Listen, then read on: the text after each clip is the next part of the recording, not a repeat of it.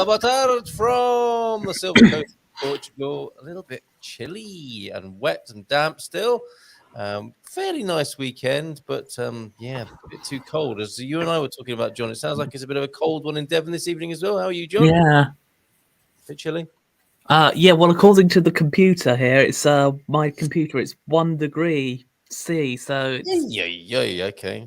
All right. yeah, Without it that could this go evening. below freezing. I don't know. Maybe below freezing for you tonight in Devon. Anna, how are you? Yeah, I'm doing good. Sorted out a new phone today and busy making tea. So yeah, I've had pretty much a full week and then launched straight back into it again. So yes, non-stop, but keep it up. Hold on, keep up the good work. And Head Gardener McGrady, talking about good work. You've been out and about this afternoon, or have you been staying close to home, Lee? No, I've been working today, all day today. Yeah, bless you. What you been up to? Anything arduous? It was a bit of a funny one today. One garden. We quoted 3 individual jobs, and they agreed on all 3 quotes. So I did them all today. So Wow, I created a new bed and put some fruit trees in. Yeah. I cut back a big bougainvillea, and I put up a frame for climbing plants and put some plants in. So Very good. nice day. Mixed job. Any citrus in that bed that you made? Yes, a lemon and an orange. But not, you made your bed, so you bet a lime in it. Talking of similarly tenuous jokes, before the show, we have a little peas and quiet, and after it starts, never a dull moment. Thank you. You can tell T-Tuck is here because he almost forgot to turn up the volume. He's on form tonight.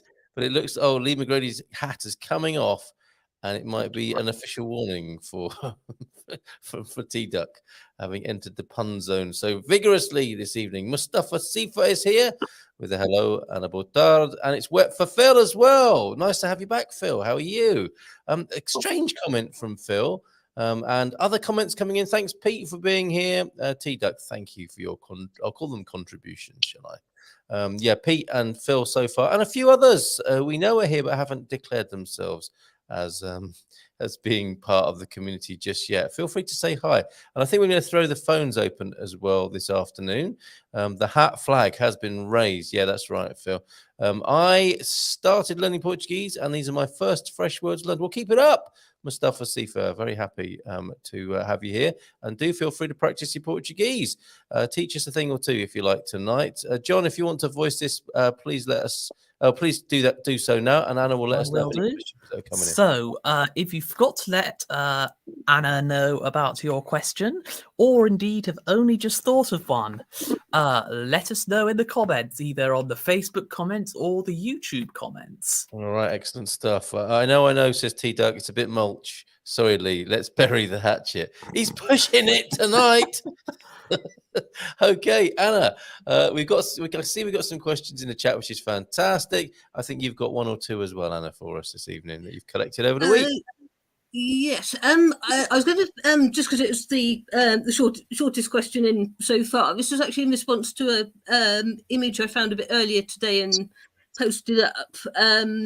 Haven't had a question from this person before. Eric Schenkman. I'm not sure where that actually might be, but he responded to the picture I posted on bioindicator plants, and he says, "Why?" I think I'm pronouncing this right. It says, "Why salinated for lavender?" as it showed in the picture. Salination for lavender. What is this, Lee? Is this some sort of treatment that herbs get? No, I think it refers to the soil that the plants prefer. I see. Okay.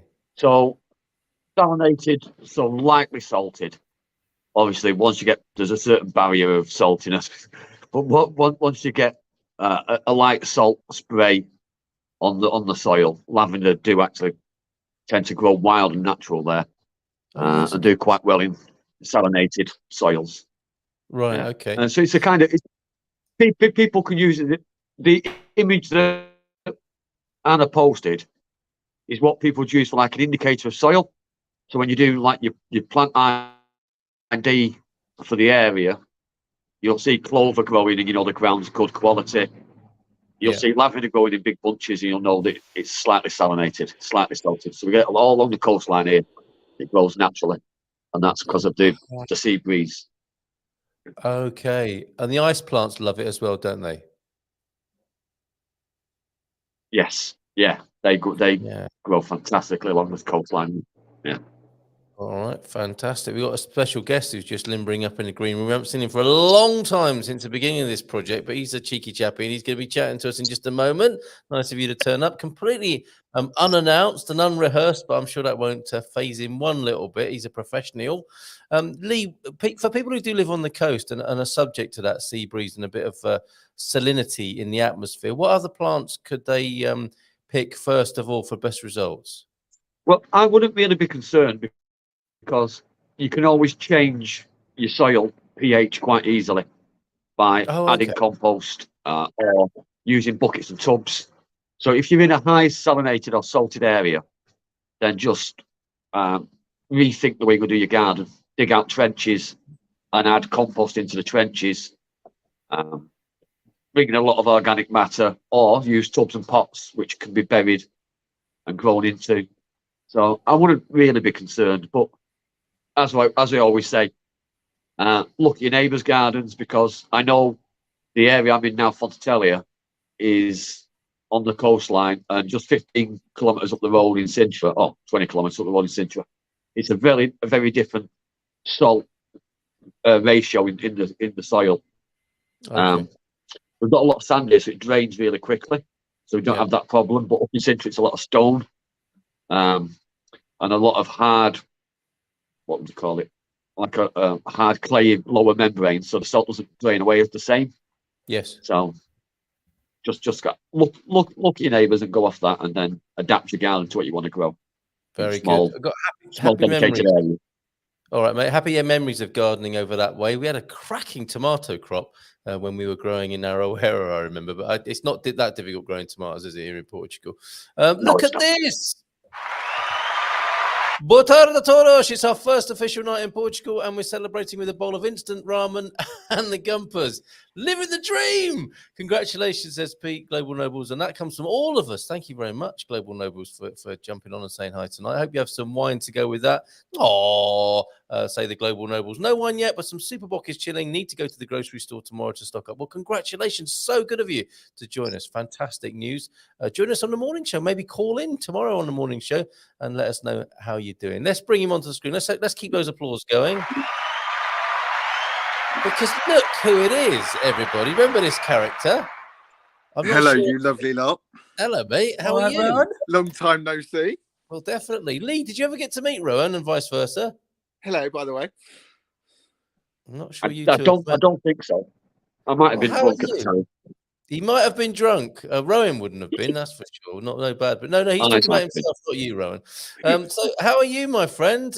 We when this project began, we were the what were we? The fresh air team, the air team, and then became the fresh air team to do Get Out and Grow. You were part of it in those days. What have you been up to? Well, as you can probably guess, I'm actually somewhere new. Really? Where are you still in the UK or are you in the United States? Or okay, No. you're somewhere new. Okay, tell us more. And I'm not living with mum and dad anymore. You've got your own place. Maybe. And maybe. Okay, so maybe you've got your own place. And if you have maybe got your own place, how's it going? Good.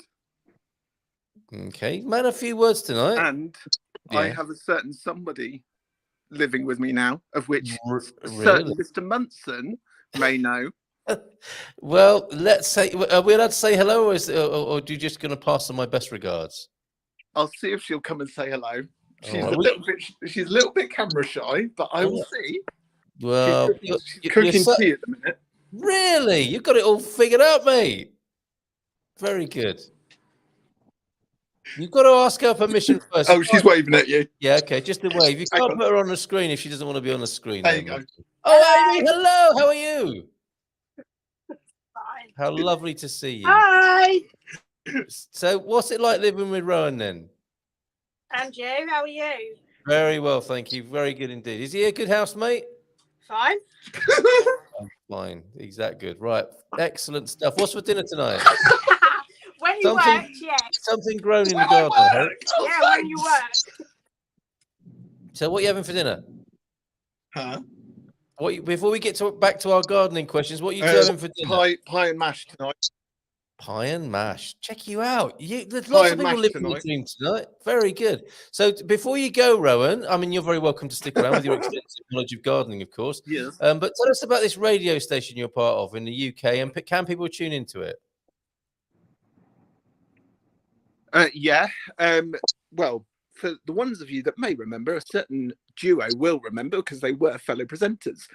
Yes. But I am officially the deputy manager now of a well-known radio station called Access All Aerials, which is run by... Thank you. You haven't changed with the sound effects. But yeah, well, I'm now part of a different charity called CEDA, which stands for Community Equality Disability Action, which a certain three of you will remember because they started to join us way back when we were at Hannah's. And I also still do my weekly radio show on a Thursday, which does clash with a certain Mr. Munson, may I add. We could have planned that better, couldn't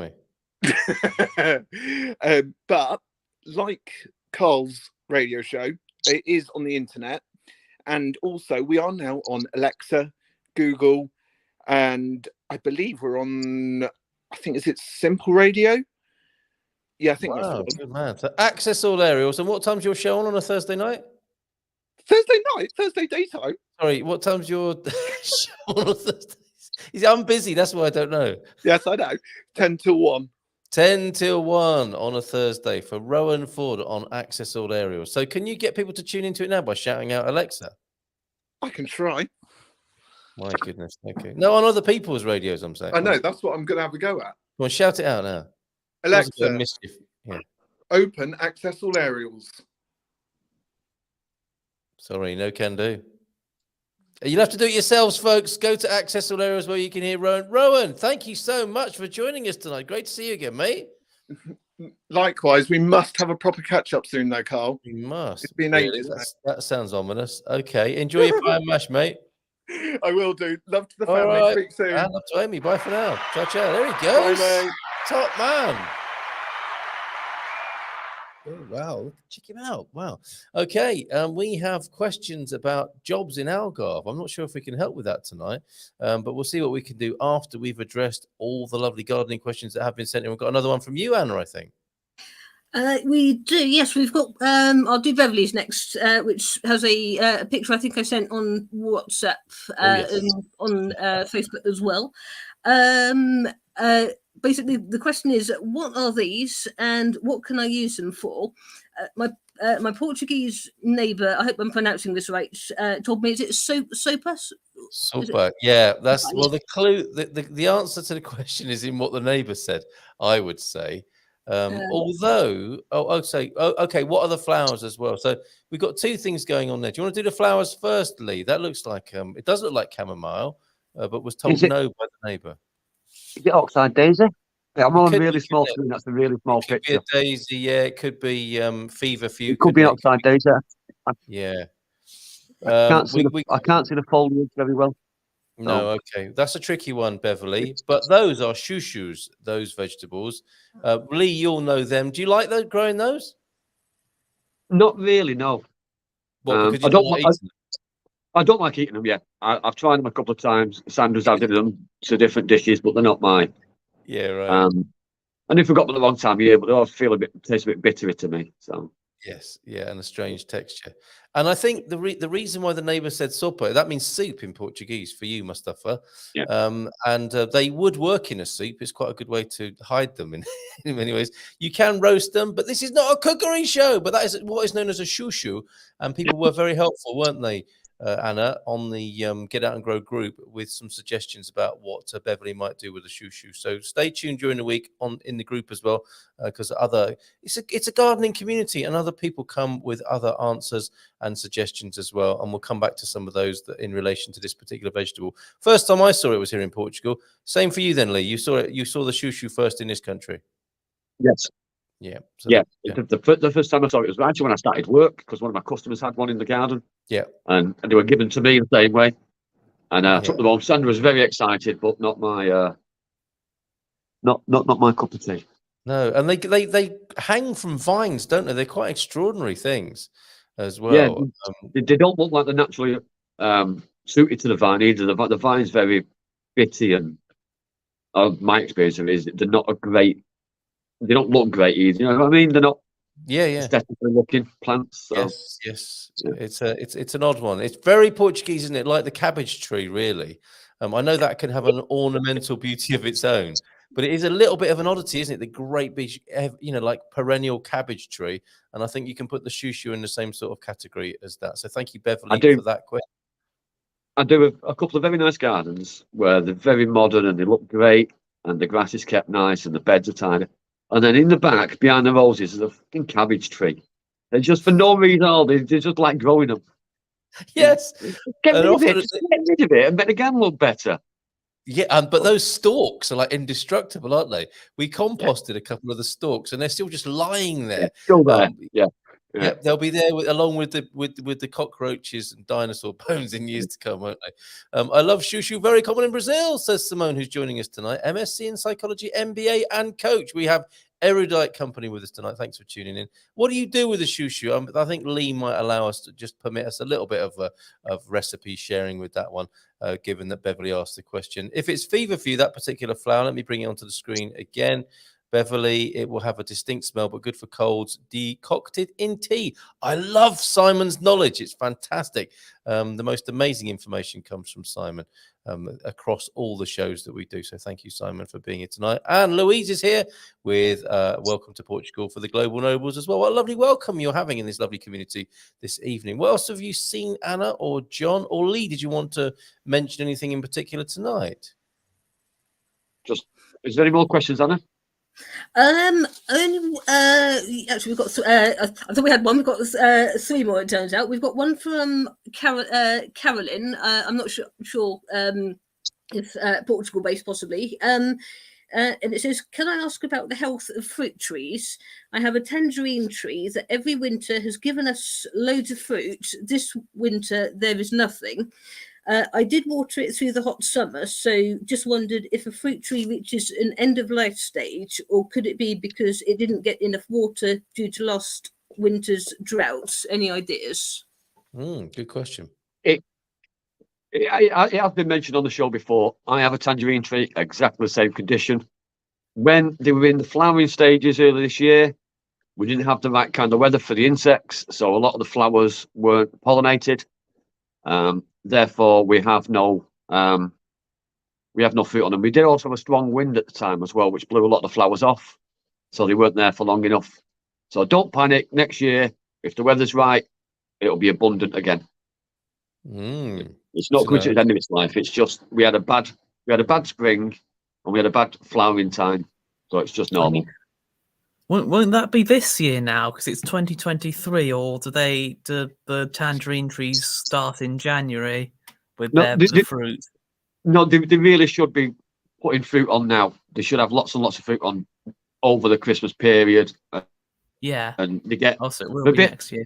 a bit early over Christmas, but coming into the spring is when you start to be able to really enjoy them. But they'll flower again end of the season, and that's when they'll get pollinated for next year. Okay, cool beans. Terrific. And that's Caroline or Caroline, was it, Anna?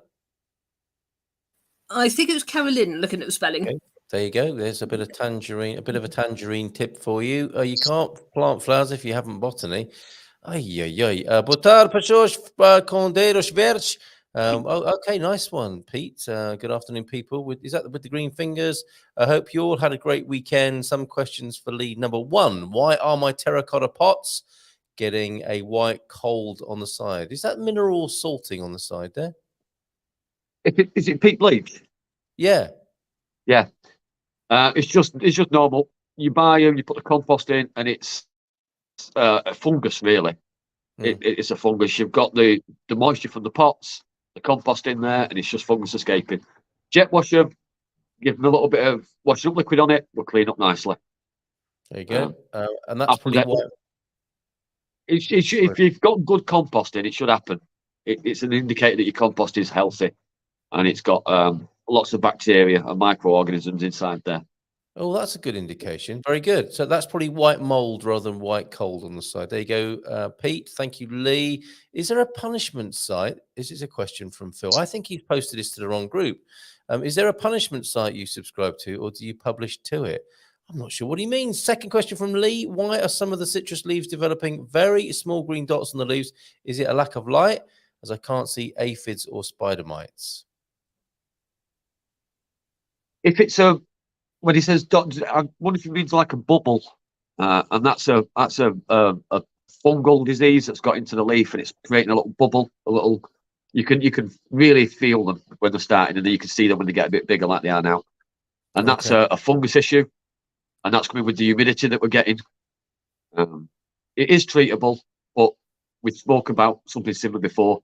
Hit it with a jet wash, the bad ones fall off, or put a little bit of washing up liquid in a spray can and spray it all over. There you go. Spray it all over. Sounds like the 70s. Botardo from Phil. I think he was in the group with his punishment question. And he has a question, different kind of question, more related to what we're talking about tonight. Yeah, unless that's a punishment for not being here for a few weeks. I don't know. Yeah, I'm working on a companion plant guild for my citrus. Ideas, anyone? So that's to the community. Lee, I'm sure you've got some ideas. What are guilds, though, to start with? I'm not really sure what it means by guild. Right. Okay. Obviously, we all know companion plants. So lavenders do really well. You're looking for plants that enjoy the shade. You're looking for plants that are going to go around the base of the tree, I presume. So you're looking for something that's not going to get too high, and it's not going to affect the base of the tree, and not going to create the humidity problem which Pete is having now. And Pete's humidity problem will probably be increased by longer grass, because that holds humidity. So just be careful what you put under your fruit trees, and obviously be prepared. If you're going to put stuff under your fruit trees, when the fruit falls, it's going to damage the plant underneath it. And when an orange falls out the tree, they're quite heavy, so just be aware not to put anything too delicate underneath there. Very good. On that matter, Frank brought to our attention over the weekend that the original Portuguese oranges are very sour, and it was the Portuguese explorers that brought back the sweeter varieties that were companion planted with Narcissus, possibly that made them sweet. That had never occurred to me, Lee, because I always think of Portugal having really sweet fruit, including oranges. But they are not native varieties of oranges, are they? The sweet ones? No, they're not. I don't think there are any native orange trees to Portugal. I think they're all imported. That's amazing. And we've got a massive, diverse now population of oranges with lots of different types. But the original ones and the original species, you find them more in the north of Portugal. They're still there, and yeah, they're not as nice as the ones that we have down here. The taste isn't quite there with them, but they make great juices. You can make great juices on marmalade. Yep, there you go. A guild is a collection of plants that work together to enhance each other through their various natural functions. So it's basically companion planting, isn't it? The set would be called the guild, I'm guessing, providing physical support, extra nutrients, protection, and it's a posh word. Another one of these buzzwords. Guilds are a popular design for plant selection and placement in permaculture, as their patterns mimic nature's own blueprint for a regenerative design.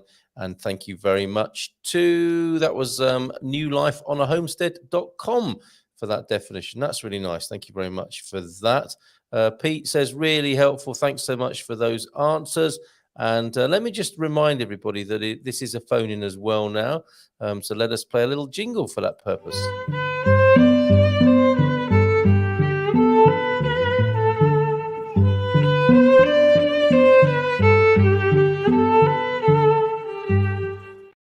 So there you go, an extension of the Good Morning Europe phone-in, the biggest phone-in in Europe, 913-590-303 if you have got any gardening questions that you would like to put to Lee and the Get Out and Grow team. Back to you, Anna. I think you might have another one or two. Yeah, unless I completely missed it while I was writing, I was just wondering from Phil saying white fungi. Do we want to get rid of, or is it supportive for the plants? No, get rid of it because it's not pretty to look at. It's not nice. Just get rid of any fungus really should be gotten rid of when it's like that, especially on the outside of terracotta pots. It just doesn't look nice. It does if you leave it. It will stain the pot. And that's to stop it getting out of hand as well, right? Yeah. You don't. But Phil, we need to remember that Phil is a fun guy. Oh dear. I've had a day-long hangover, and you lot aren't helping me today. It's not helping. He's got one nerve left, and we're getting on it this afternoon. Okay. Thank you, Phil, for that, by the way. And yeah, you are in the right place. I'm sure Lee and the team will give you some ideas. Hope you had a great weekend. Turning up the volume or turning up the volume there. Mustafa, how's it going for you? It may be that your question is best for the morning show. Lee, have you joined the Rebel Alliance? You look like you've just been to Hoth fighting AT-ATs. He thinks you're Yes, actually, I can see you do look like a bit of an extra from a Star Wars movie. He's right about that. Cold. It's cold here this evening. It's been a miserable. It's been a miserable day. T-shirt's been off. It's been down to my T-shirt, then jumper back on with the clouds going over. And this afternoon, it's just been grey, cold, and miserable. But guess what, Lee? No one cares. To suit my mood. Nobody cares. No one cares. Yeah, I know. No one cares, however. You can see that Lord Gilchrist is here as well this afternoon. Fantastic. This is a good question from as far as learning Portuguese goes. I use an application called Memrise, says Mustafa. Could you confirm that it is European Portuguese? And somebody does indeed confirm that. We'll come back to them later on. Victoria's here. What are you growing at the moment, Victoria? Hola, boa tarde, chicos. She says to us, and T-Duck says, yes, Memrise has European Portuguese. It's one of the few. There you go. Simon's in, 3 peas in a pod. Great to see you here. Plant a smash on that like button, says T-Duck, as well as causing all the punnery and trouble. He has been very helpful, urging everyone to hit the like button there. And what's this? Pete to the Global Nobles. Pretty much any red wine, even the couple of Euro ones, are just smashing when it comes to choosing the wines of Portugal. And to Lord Gilchrist from Pete has definitely been in Hoth today. I can see him touching lightsabers with an Ewok. I think they're having a bit of a giggle at your expense there, Lee. But you have the mic in your hand should you wish to use it as deftly as a lightsaber tonight. Okay, yeah, that's probably not right. Give us a question. Send us those questions in the morning, if you will, Mustafa. Join us on the morning show, and we'll do our best to deal with those. Best companion plants for citrus trees include nasturtium, lavender, rosemary, and chives. Ideally, companion plants attract pollinators, build soil, repel pests, and are visually appealing. Nicely done. Thank you very much for that, Phil. Team effort tonight. And Global Nobles enjoying being here and getting the great advice from, among others, Pete. Tonight. Let's go to the next question. Do you have any more, Anna? I saw one in from Paul and Louise, if we haven't covered it already. Any advice from Lee? We have a huge problem this year with fruit flies in our citrus trees. We've removed all fruit in a severe pruning. Anything else that we should do? There are some fruit fly traps on the market.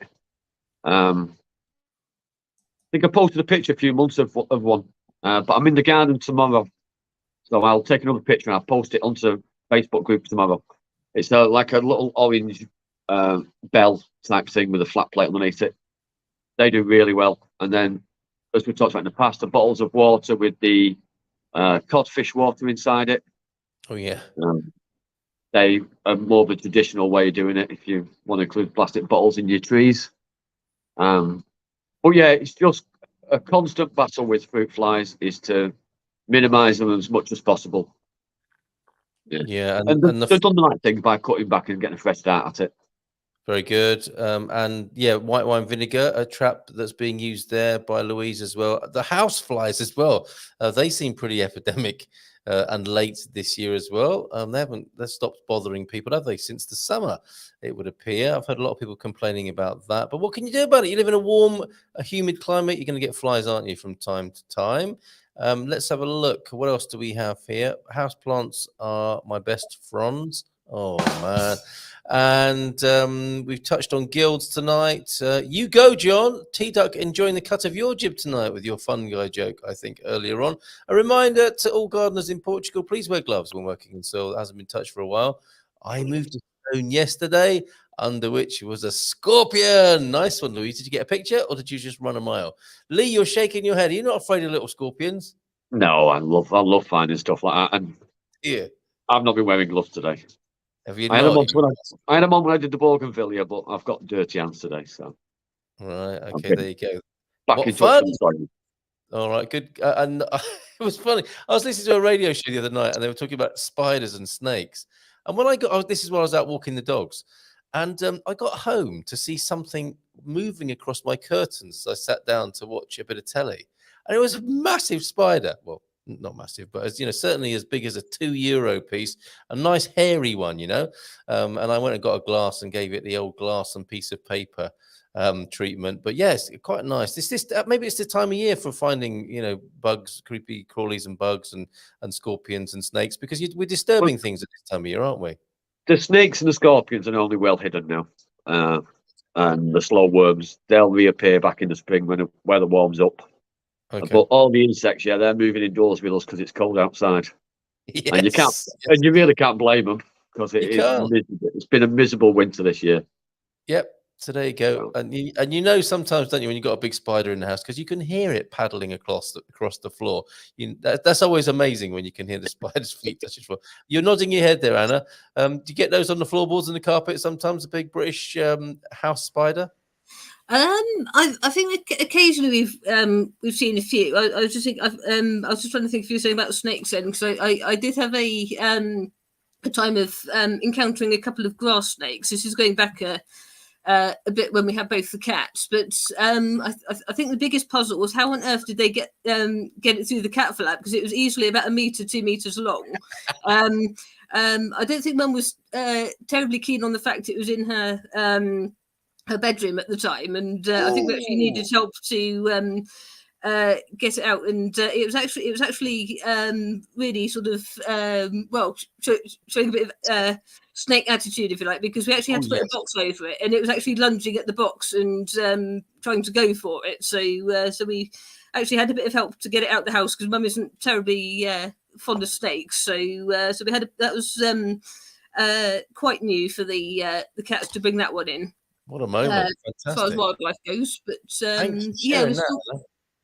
still getting the birds coming here at the moment. In fact, I did see in a long time, in a little while, we actually get a couple of bullfinches coming. So I did spot them on the bird feeders in the week. So that was good to see.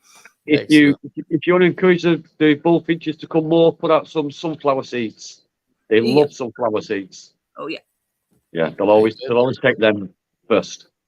Yeah. Thank you, Lee. All right, perfect. Fungi is very supportive of mature forests, hence the question. How do you know when you've got, it's a bit like yogurt, isn't it? Friendly bacteria. How do you know when you've got friendly fungi? Or should you not mess about unless you know exactly what you're doing? What do you mean by encouraging fungi into your garden? Or by eating them? We're jet washing it off the sides of the terracotta pots. Is there a good application for it elsewhere?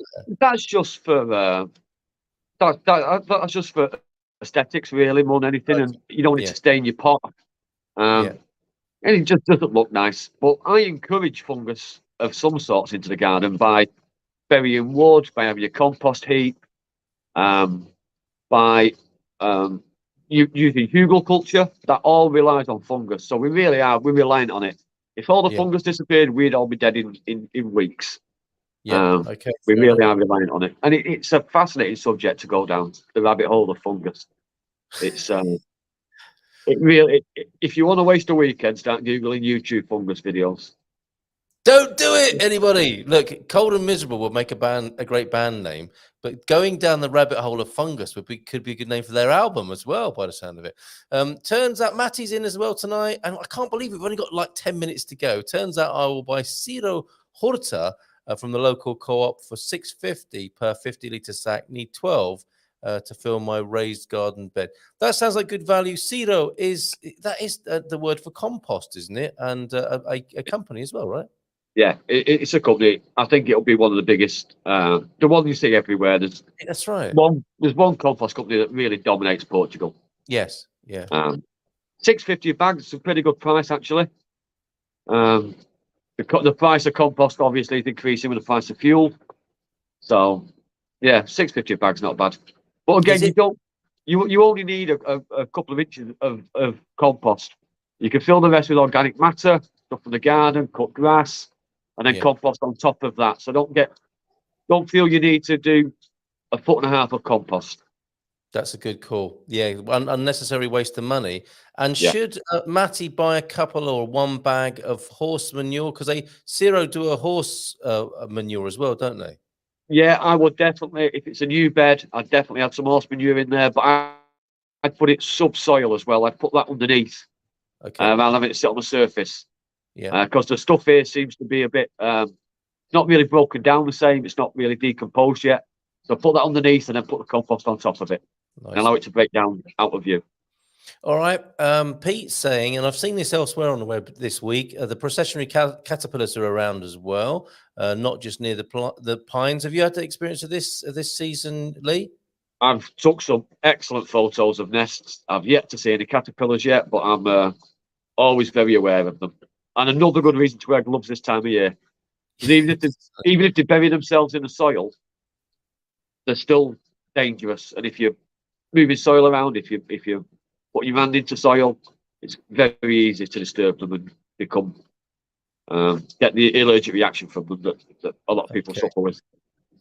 Yeah. All right, thank you for that warning, Louise, and thank you for that, Lee. Burn them all. Everyone you see. Fire. Okay, I beg your pardon just one more time. Oh dear, you know people all over the world turf the net for answers, but here we get sage advice. Scorpion, says Louise, largest yet. It was just under 5 centimeters and beige in color. Replace the stone carefully. Good job. What's that, Lee? That's a nice one. That's a good size because they really are normally very small here. Yeah. So 5 centimeters is a good size. All right, fantastic. And to Matty from Pete, just an excuse to buy some more pots or enlarge your raised bed plans there. T-Duck, I've heard that spiders hate peppermint. Some say to use it in a spray bottle, but I've never tried. I'm waiting for the joke and the punchline, but that's actually a piece of advice there, possibly. Spiders not liking peppermint. Wildlife in the garden is a goal on mine. It means a healthy ecosystem to me. Yeah, fair play. It's all about balance, though, isn't it? And so, Patrick, Patrick Skovgard, a little bit of trolling there, unless, of course, that is a proper organic vegetable. He's making a point about there, but interesting comment. Thank you, Patrick, for that. Naughty Patrick. Thunderduck spiders taste with their feet. That's an interesting idea, isn't it? Citronella or DIY lemongrass will prevent them. Works well in Asia against bird-eating spiders that could jump 8 feet. Is he joking? No, he's not. Bird-eating spiders. Bird-eating spiders are a thing of nightmares. Yeah. Right. Again, it's another great rabbit hole to go to on a Friday night or a Saturday night. It's bird-eating spider on YouTube. People keep them as pets. People keep them as pets and then feed other insects and other animals to them to get to see them film the reaction. Wow. They are terrifying. All right. Thank you for that. Pete, to the Global Nobles, you'll find some amazing mosses on the trees here as the air is so clean it can survive. It's just beautiful. Now, that is a really, you hear this from time to time, don't you? An indication of good air quality. Yes, it really is. On the tree. Yeah. So, and that's true story there. It's not just the mosses. The mosses, they'll live and grow anywhere. It's the lichen that we get here in Portugal, which is a great indicator of air quality. Yes. I used to get it up in Scotland, when I was in Dumfries and Galloway. We had a woodland there that was just full of lichen, and it was right on the coast. And I've seen similar ones here in Portugal, especially up in Sintra and around that area, where it's a forest of lichen. You can barely see the trees for it. How lovely. And an Amazing. opportunity for tea duck to make another pun, liken it to a summer's day or something like that. Anyway, hi, fellow gardeners from OLP. John or Anna, have you seen anything else that takes your fancy in the chat? I saw something coming from Phil. I don't know if it's a question or if it was an idea. It was something. Yes, that one up on the screen. But I was just trying to get the wording. Okay, interesting challenge. I imported use Mickey from the US over the holidays. I don't know if that's a typo or like autocorrect. Wondering if the Mycelium from NA is compatible with EU fungi. Okay, so it looks like Phil's imported some North American Mycelium. Might that be a good idea in Europe? Well, I'm surprised he's been able to import it, to be honest, because there's normally pretty strict with stuff like that. Yes. But yeah, it'll do fine here. We've a very similar climate to most of the states. Okay. Yeah, it should be fine. But I'm surprised you've been allowed to import it.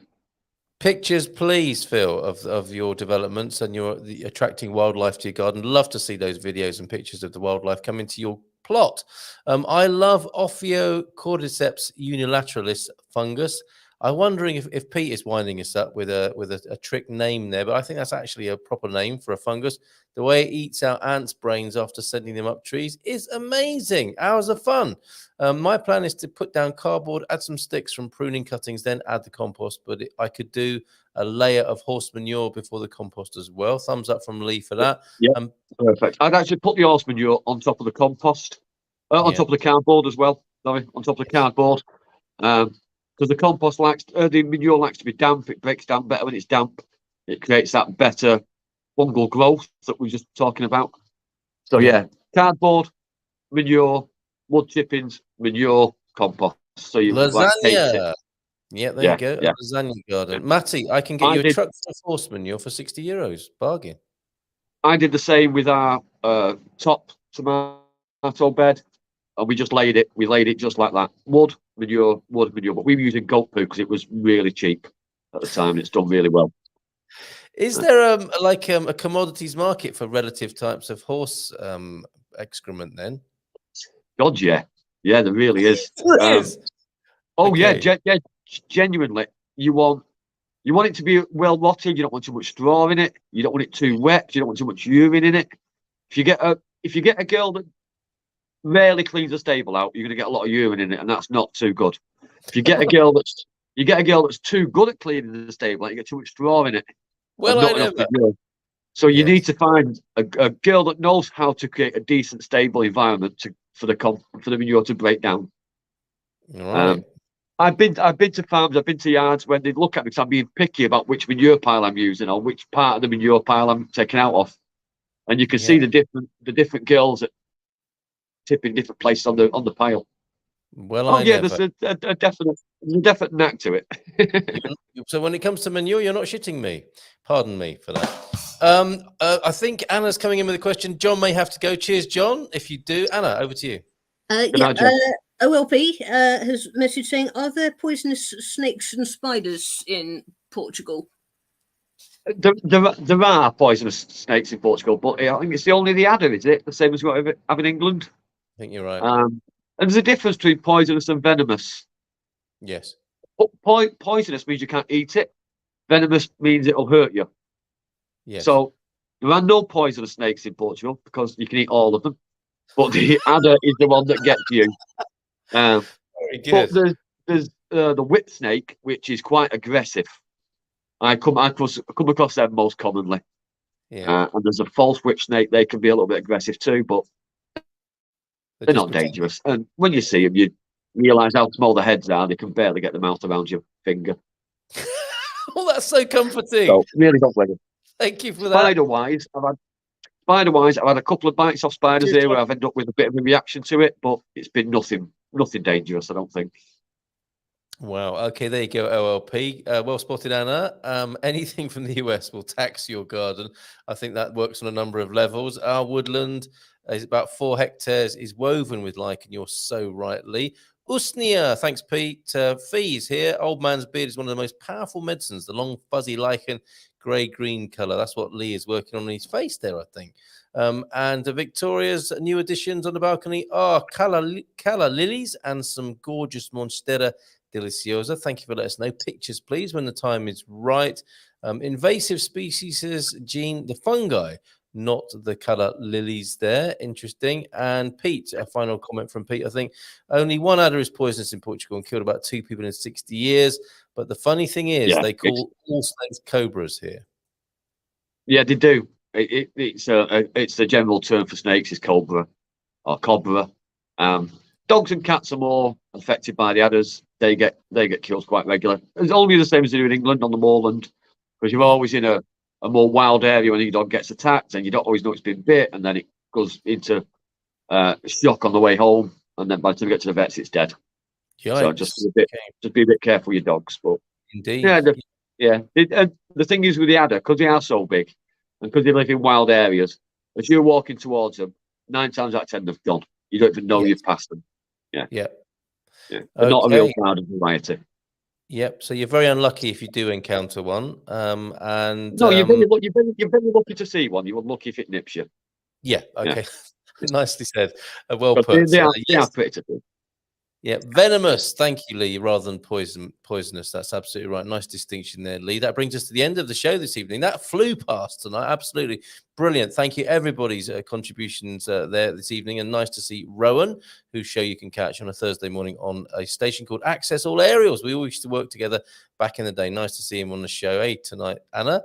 Any final words from you, Anna? Do you want to request anything of this community? I don't think so. We're always happy for ideas for live streams and things, but I know this is mostly what we do. So yes, I am checking questions every day. So yes, so I'm noting them as much as they come in. So yes.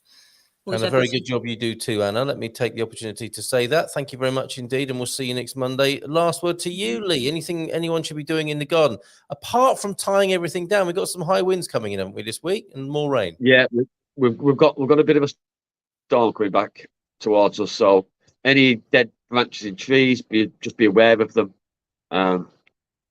especially the pine trees. I've noticed a lot where I'm thinking that it's not really safe to have in your garden, and just batten down the hatches, pulling your polythene sheets and everything, and be prepared, weight everything down.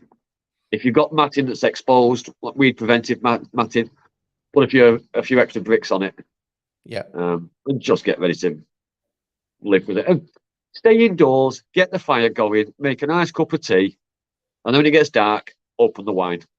It's that time of year. Fantastic advice. It is that time of year. Brilliant. Lovely job, Lee. We'll leave it there tonight, and we'll see you again next Monday. Thank you very much, everybody. Bye for now.